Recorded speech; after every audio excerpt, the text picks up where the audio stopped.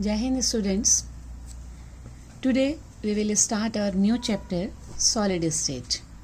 आपको मालूम है कि 2020-21 के लिए जो नया CBSE ने अपना सिलेबस जारी किया है उसमें ये चैप्टर ऐड हुआ है इस साल, जो 2020-21 के बोर्ड में आपके लिए आएगा।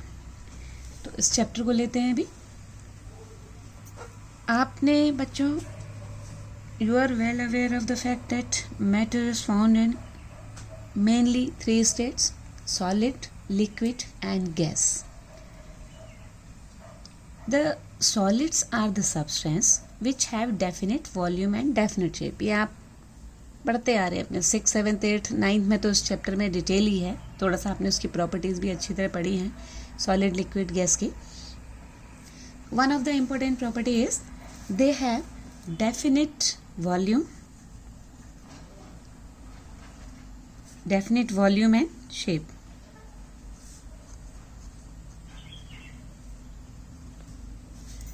अगर हम काइनेटिक मॉलिक्यूलर मॉडल के टर्म में बात करें, then solids have regular order of their constituent particles. The constituent particles may be atoms, they may be molecules or ions.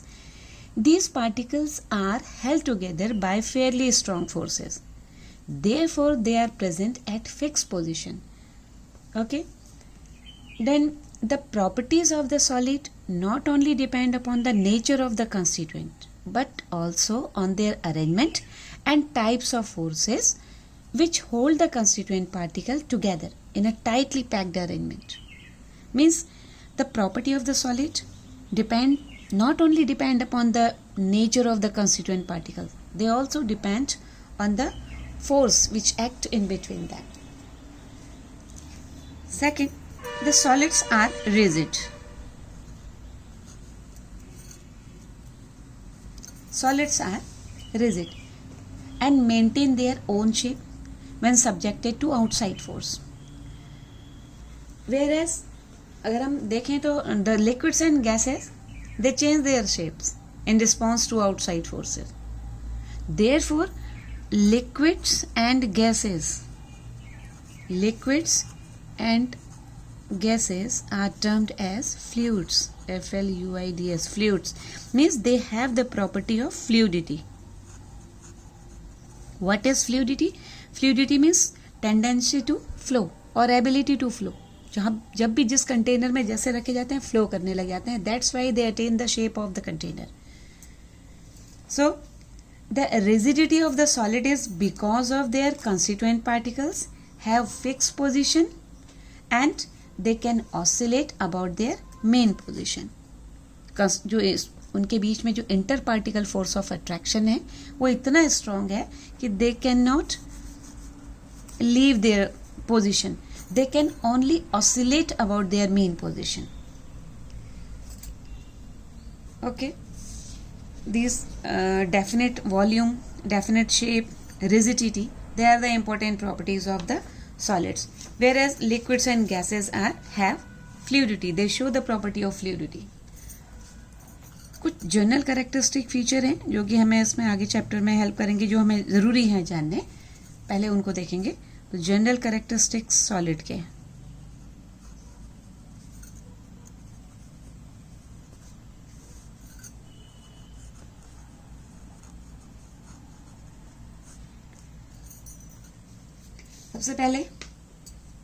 सबसे पहले तो आपको एक इम्पोर्टेंट बात ये जाननी है कि सॉलिड, लिक्विड और गैस, ये तीनों जो फिजिकल स्टेट हैं ये किस वजह से हैं. कैसे कब वो सॉलिड स्टेट में है कोई मैटर, कैसे वो लिक्विड स्टेट में है और कैसे वो गैसियस स्टेट में है. तो जब कभी कंडीशंस का सेट दिया हो, यहाँ पर कंडीशंस के सेट से मेनली मतलब है टेम्परेचर एंड प्रेशर की जब कंडीशंस दी हों,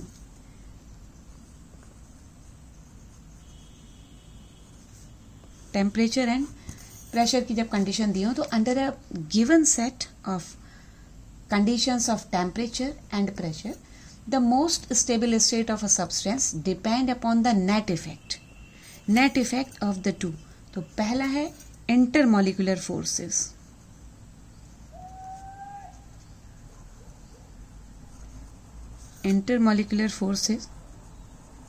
And second is thermal energy.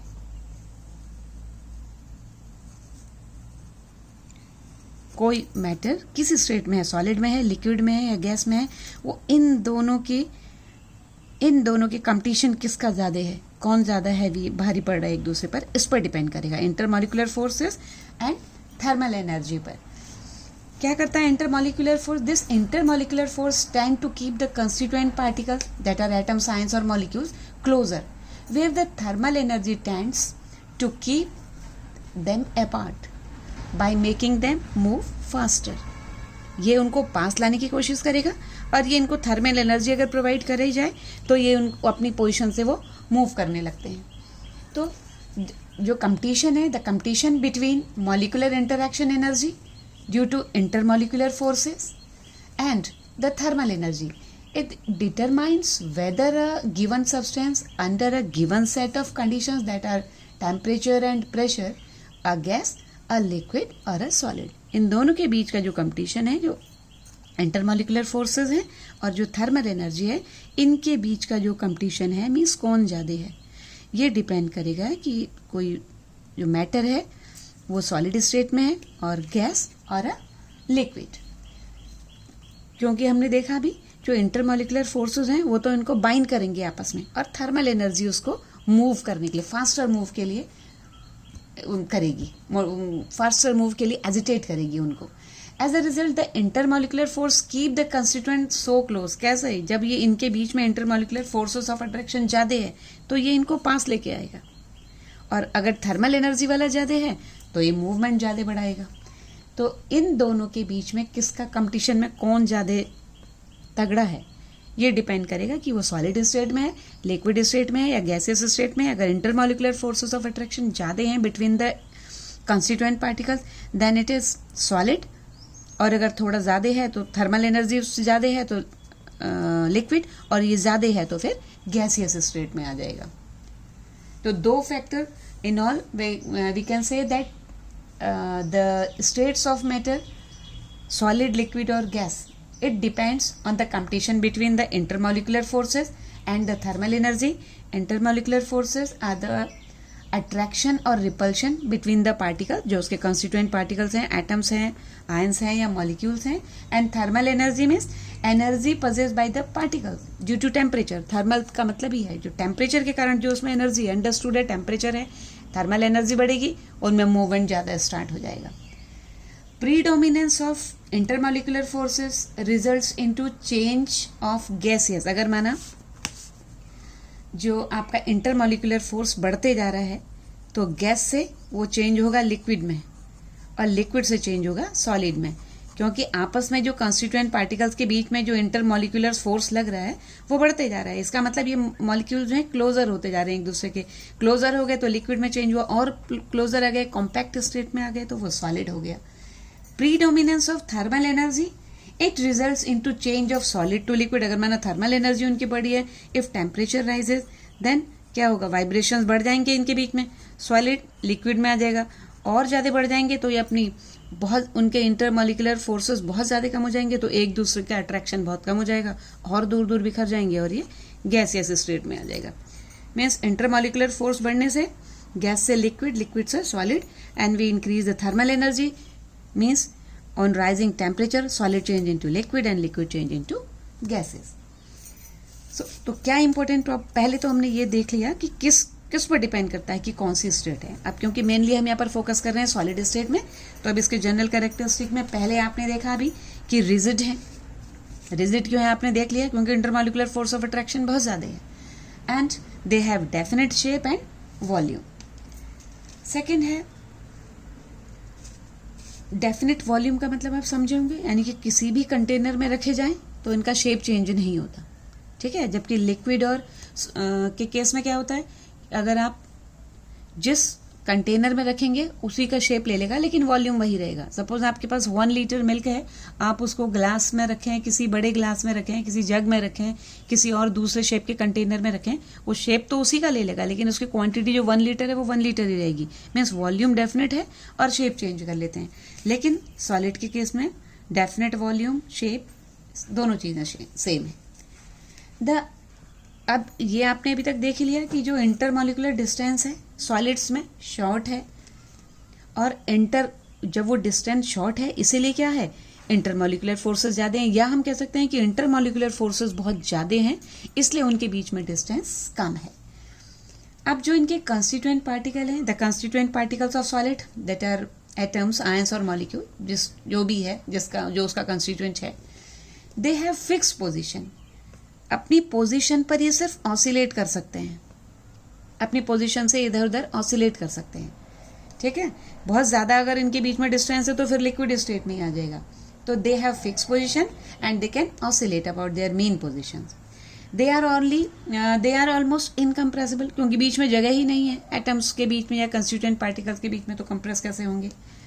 दूसरी बात है, जब आपको पता है कि इंटरमोलिकुलर डिस्टेंस बहुत कम है, it is very short and the intermolecular forces are very high, so the density of the solids is greater than that of liquid and gases. Solid, दूसरा है solids diffuses very slowly as compare to liquid and gases. आपको पता है fastest जो diffusion का rate है वो gases में है।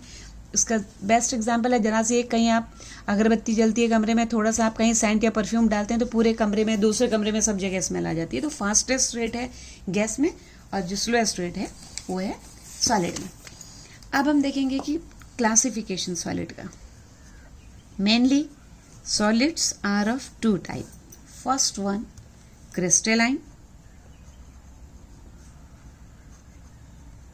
crystalline solid and second amorphous.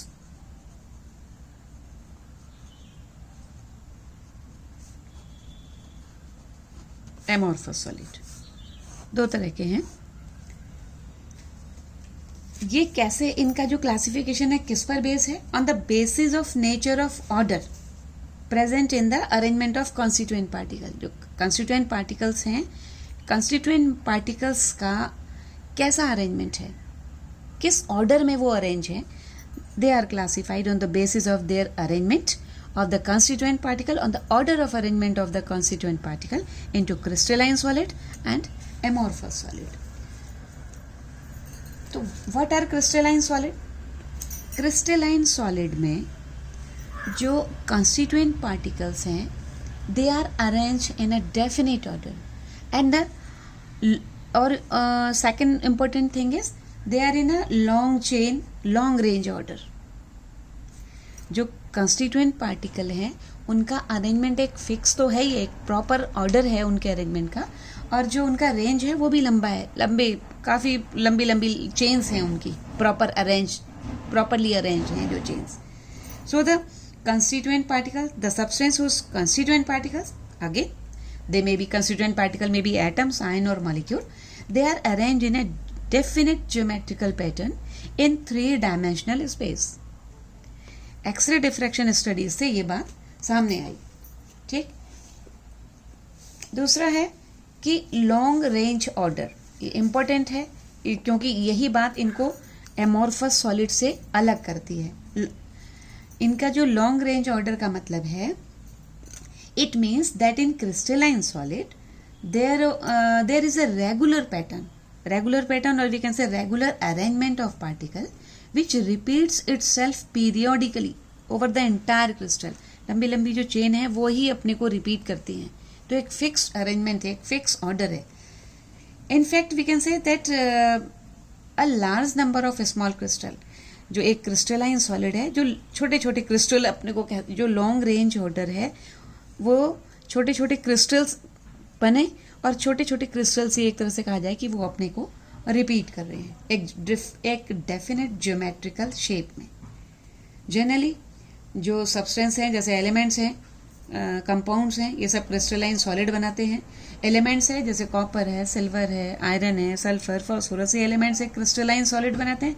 कुछ कंपाउंड भी हैं, कॉमन कंपाउंड है, जैसे आपका कॉमन सॉल्ट है, सोडियम क्लोराइड है, पोटेशियम नाइट्रेट है, जिंक सल्फाइड है, क्वार्ट्ज है, ये सब क्रिस्टलाइन सॉलिड बनाते हैं।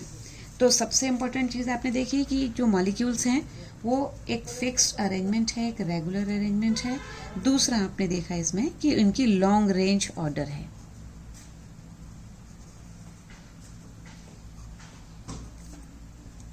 Second is amorphous solid. यहाँ एमोर्फस का मतलब ही है नो फॉर्म, ग्रीक वर्ड है जो एमोरफस का मतलब है नो फॉर्म। इसमें क्या होगा, we have a random and disordered arrangement है। जो उनके कॉन्स्टिट्यूएंट है उनका रैंडम अरेंजमेंट है और डिसऑर्डर्ड, अभी मैं आपको डायग्राम दिखाती हूँ। डिसऑर्डर्ड अरेंजमेंट है, देखिए एनसीईआरटी में दिया हुआ है आपके, बिल्कुल क्लियर आपको दिख रहा है। जो आपका क्रिस्टलाइन सॉलिड है, देखो प्रॉपर अरेंजमेंट है, वही एक फिक्स पैटर्न है और वही रिपीट हो रहा है, जिसको हमने कहा कि लॉन्ग रेंज ऑर्डर है। ठीक, यही अरेंजमेंट है और यही आप देखो हर जगह एक फिक्स अरेंजमेंट है, डेफिनेट पैटर्न पर अरेंज है कंस्टिट्यूएंट पार्टिकल, और यही यूनिट रिपीट हो रही है। ठीक है, इसका मतलब क्या हुआ, एक रेगुलर पैटर्न में एक फिक्स अरेंजमेंट में बार बार एक यूनिट अपने को एक प्रॉपर ऑर्डर में अरेंज कर रही है। ठीक है, इसलिए हमने कहा कि जो क्रिस्टलाइन सॉलिड है, they consist of a large number of small crystal, each of them having a definite characteristic geometrical shape. ठीक, यहाँ आपको दिख रहा है कि जो एमोरफस है, आप देख रहे हैं कि इसमें कोई फिक्स पैटर्न नहीं है, रैंडम अरेंजमेंट है, डिसऑर्डर है। ठीक है ना, ये रैंडम अरेंजमेंट आपको बिल्कुल क्लियर दिख रहा है एमोरफस में। ये मॉलिक्यूल्स हैं, कंस्टिट्यूएंट पार्टिकल्स हैं और रैंडमली अरेंज है। डायग्राम से एकदम ये बात क्लियर हो रही है। इसलिए इनका बहुत डेफिनेट शेप नहीं है, जैसा कि क्रिस्टलाइन, इसी डिसऑर्डरनेस की वजह से इनका एक डेफिनेट शेप नहीं है जैसा कि क्रिस्टलाइन सॉलिड में। They also this substance also possess the properties of incompressibility, उसकी तरह ही, और रिजिडिटी भी, but to a certain extent. जैसे तो बिल्कुल रिजिड है और इनकम्प्रेसिबल है, एक सर्टेन लिमिट तक ही इस प्रॉपर्टी को रखते हैं। फिर जो एमोरफस सॉलिड हैं उनका जो अरेंजमेंट है, कुछ तो अरेंजमेंट है, जैसे इसमें लॉन्ग रेंज ऑर्डर है, इसमें जो अरेंजमेंट है उनका वो बहुत छोटी स्मॉल यूनिट तक ही है, मतलब एक छोटी छोटी यूनिट तक ही वो अपना को एक फिक्स अरेंजमेंट में रखते हैं। ये एंगस्ट्रॉम में बताई जाती है। एंगस्ट्रॉम माने बहुत छोटी यूनिट है, एक एंगस्ट्रॉम आपको पता होगा ये बराबर होता है 10⁻⁻10 मीटर के। तो जो इनका अरेंजमेंट है कंस्टिट्यूएंट पार्टिकल्स का, वो स्मॉल यूनिट तक है, जिसको हम फ्यू एंगस्ट्रॉम यूनिट कह सकते हैं, वहाँ तक इनका अरेंजमेंट है। तो हम ये कह सकते हैं कि ये लॉन्ग रेंज ऑर्डर था, तो ये शॉर्ट रेंज ऑर्डर है। यही इंपॉर्टेंट बात है इनके बीच में, शॉर्ट रेंज ऑर्डर। ठीक, इसका मतलब है कि in amorphous solid a regular and periodically repeating pattern is observed over a short range only. Clear? जो ये शॉर्ट रेंज ऑर्डर का मतलब आप समझ गए, लॉन्ग रेंज ऑर्डर का मतलब समझ गए, यही बेसिक डिफरेंस है इन दोनों के बीच में। एक बार हम दोनों के अब जो प्रॉपर्टीज़ हैं पढ़ेंगे और दोनों की प्रॉपर्टीज़ इस तरह से देखेंगे कि दोनों में डिफरेंस भी आपको बहुत क्लियर हो जाए। ठीक है, पहला तो आपने देख ही लिया कि ज्योमेट्री में इनके अंतर है। पहला डिफरेंस तो इनकी ज्योमेट्री में ही है। इनका जो क्रिस्टलाइन सॉलिड है, they have a definite regular geometry because of orderly arrangement of the constituent particles. ठीक, 3 डायमेंशनल स्पेस में जो कंस्टिट्यूएंट पार्टिकल है उनका ऑर्डरली अरेंजमेंट है, but in the other hand amorphous solids do not possess any regular arrangement of constituent particle. आपने देख लिया था कि they have very short range order. ठीक, तो इनका कोई बहुत डेफिनेट ज्योमेट्रिकल शेप नहीं है। सेकंड है मेल्टिंग पॉइंट में क्या अंतर होगा इनके। क्रिस्टलाइन सॉलिड्स जो हैं, क्योंकि कंस्टिट्यूएंट पार्टिकल का एक फिक्स डेफिनेट पैटर्न है, तो इनका शार्प मेल्टिंग पॉइंट होगा, एक पॉइंट पर ये अपनी स्टेट चेंज कर देंगे। ठीक है, so we can say that solids have sharp melting point, means they can change abruptly into liquid state। जैसे melting point इनका आएगा, solid से liquid state में change हो जाएंगे एक fixed temperature पर। sharp melting point का मतलब है they can change into liquid state at a fixed temperature, but on the other hand जो amorphous solids हैं they do not have sharp melting point। क्यों? क्योंकि इनमें ये जब हम हिट करेंगे तो ये पहले फर्स्ट सॉफ्टन होंगे, धीरे धीरे सॉफ्ट होंगे, उसके बाद फिर एक टेम्परेचर की रेंज होगी, उसमें ये मेल्ट होना स्टार्ट होंगे। ठीक है, इसी प्रॉपर्टी के कारण this property is made use of in moulding and blowing them into various shapes. जब ये मोल्ड सॉफ्ट होना स्टार्ट करते हैं, डिफरेंट शेप में इनको मोल्ड किया जा सकता है। जैसे कि ग्लास है, ग्लास आपका एमॉर्फस सॉलिड में आता है। जो ग्लास है, प्लास्टिक्स हैं, रबड़ हैं, ये सब एमॉर्फस सॉलिड के एग्जाम्पल हैं। ग्लास, रबर एंड प्लास्टिक, ये सब एमॉर्फस सॉलिड के एग्जाम्पल हैं। जो ये इनके एक रेंज, पहले सॉफ्ट होते हैं मेल्ट करने पर, उसके बाद एक टेम्परेचर की रेंज होती है कि मेल्ट होना स्टार्ट होते हैं। इस प्रॉपर्टी की वजह से ही ग्लास को डिफरेंट शेप्स में मोल्ड किया जाता है। ठीक, तो मेल्टिंग पॉइंट का डिफरेंस ये हो गया कि जो क्रिस्टलाइन है उनका शार्प मेल्टिंग पॉइंट है और इनका एक रेंज में पहले सॉफ्टन होते हैं और फिर धीरे धीरे मेल्ट होना स्टार्ट होते हैं। एक इंपॉर्टेंट प्रॉपर्टी है आइसोट्रोपी, ये पूछा भी जाता है एग्जाम में। Isotropy and एनाइसोट्रोपी।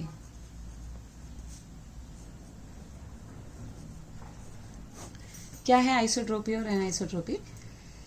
जो क्रिस्टलाइन सब्सटेंस हैं इनकी कुछ फिजिकल प्रॉपर्टी ऐसी हैं जैसे कि इलेक्ट्रिकल कंडक्टिविटी है या थर्मल कंडक्टिविटी है या मैकेनिकल स्ट्रेंथ है, रिफ्रैक्टिव इंडेक्स है। ये प्रॉपर्टी डिफरेंट डायरेक्शन से लेने पर डिफरेंट आती हैं। इन प्रॉपर्टीज़ की फिजिकल प्रॉपर्टीज़ जैसे मैंने बताया, इलेक्ट्रिकल कंडक्टिविटी है, थर्मल कंडक्टिविटी है या मैकेनिकल स्ट्रेंथ है या रिफ्रैक्टिव इंडेक्स है, इनकी जो वैल्यू को हम मेज़र करते हैं, they have different values when measured along different directions in the same crystal. ये कैसे होगा अभी बताऊंगी आपको। तो ऐसे substance which have the physical property different in different directions, यानी कि एक ही क्रिस्टल में अलग अलग डायरेक्शन से लेने पर उसकी प्रॉपर्टी डिफरेंट आ रही है। तो ये जो फिनोमेना है ये आइसोट्रोपी कहलाता है। जो ये क्रिस्टलाइन सॉलिड है ये इस प्रॉपर्टी को शो करते हैं। तो क्या कहेंगे हम, जो एमॉर्फस सॉलिड है उसमें और इसमें दोनों में मैं आपको डायग्राम दिखाऊंगी अभी, तो आपको क्लियर होगा कि आइसोट्रोपी और एनाइसोट्रोपी क्या है। तो पहले आपका क्रिस्टलाइन सॉलिड में हम देखेंगे कि क्रिस्टलाइन जो सब्सटेंसेस हैं कुछ फिजिकल प्रॉपर्टी ऐसी हैं जो मैंने आपको मेंशन किया कि इलेक्ट्रिकल कंडक्टिविटी है, थर्मल कंडक्टिविटी है, मैकेनिकल स्ट्रेंथ है और रिफ्रैक्टिव इंडेक्स है। They have different values when measured along different directions in same crystal. Such substances which have physical properties different in different directions are called anisotropic. तो anisotropic का मैं आपको example clear दिखा रही हूँ। ये देखिए,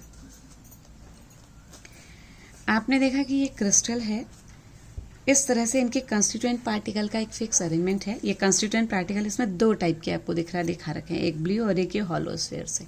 ठीक है, आपको दिख रहा है कि एक प्रॉपर अरेंजमेंट है, एक रो में ये अरेंजमेंट है और बीच बीच में ये ब्लू वाले सेकेंड रो में अरेंज है, एक फिक्स ऑर्डरली अरेंजमेंट है।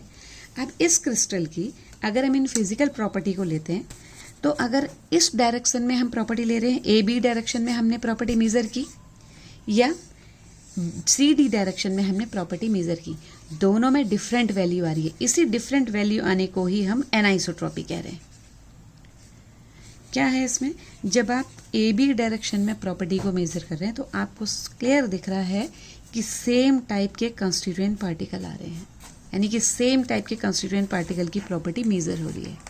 और जब आप इसको ऐसा डायगोनली ले रहे हैं तो ये आपको क्लियर दिख रहा है, सी डी डायरेक्शन में जब आप प्रॉपर्टी मेजर कर रहे हैं तो आपके दोनों तरह के कंस्टिट्यूएंट पार्टिकल ऑल्टरनेटिवली प्लेस्ड हैं।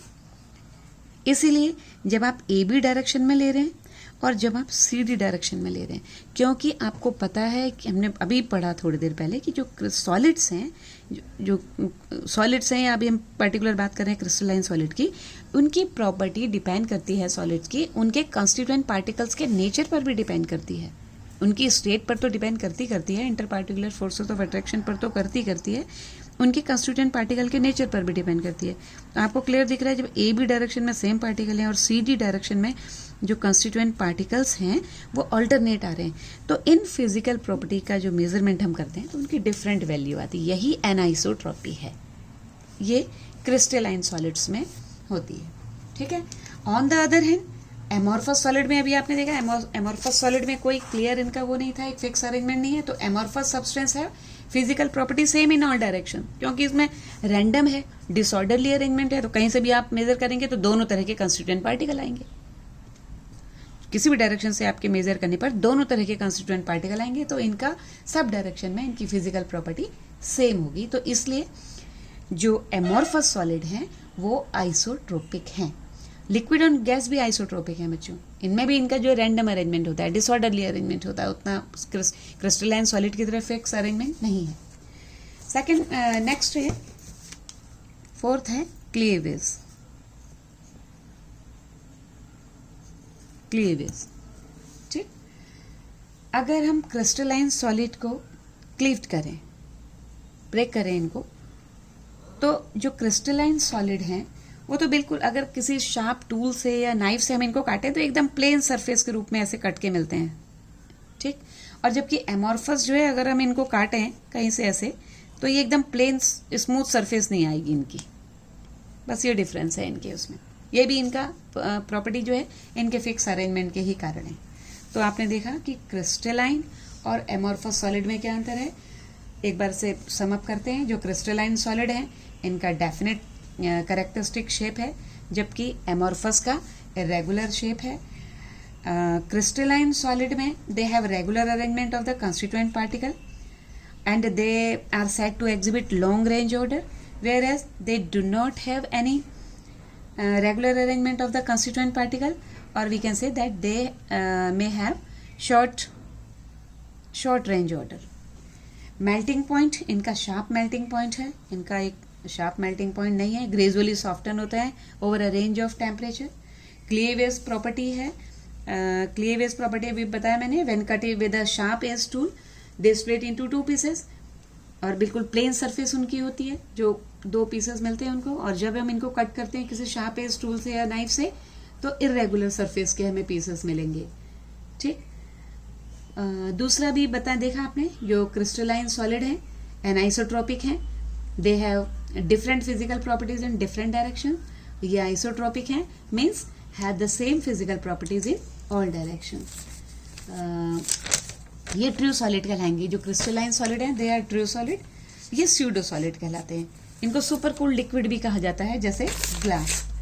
एग्जाम्पल अभी आपको बताया, जैसे मेटल्स हैं, एलिमेंट्स हैं, कॉपर सिल्वर है, गोल्ड है, आयरन है, या कुछ सॉल्ट हैं, जिंक सल्फाइड है, पोटेशियम नाइट्राइट है, पोटेशियम नाइट्रेट हो, जिंक सल्फाइड हो, कॉमन सॉल्ट इसका एग्जाम्पल है NaCl का, सब क्रिस्टलाइन सॉलिड हैं। इसके एग्जाम्पल हैं ग्लास, रबर, प्लास्टिक, ठीक। तो ये इनके बीच में डिफरेंस है। अब डिटेल हमारा इस चैप्टर में जा रहा है क्रिस्टलाइन सॉलिड पर। तो नेक्स्ट टॉपिक में हम क्रिस्टलाइन सॉलिड को डिटेल में लेंगे, इसके कौन कौन से टाइप्स हैं और उनकी क्या प्रॉपर्टीज़ हैं, ये हम नेक्स्ट वीडियो में लेंगे। ओके।